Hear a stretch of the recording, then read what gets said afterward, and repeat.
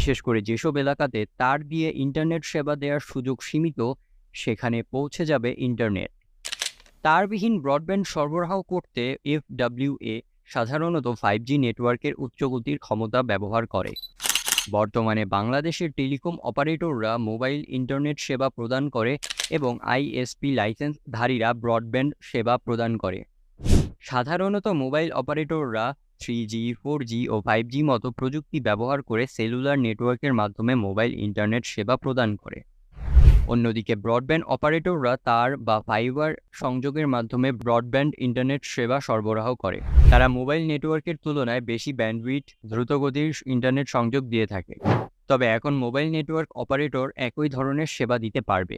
এজন্য গ্রাহকদের শুধু সিগন্যালের জন্য বাইরে থেকে একটি অ্যান্টেনা, ঘরের ভিতর একটি মডেম বা রাউটার এবং অপারেটরের কাছ থেকে সাবস্ক্রিপশন নিতে হবে।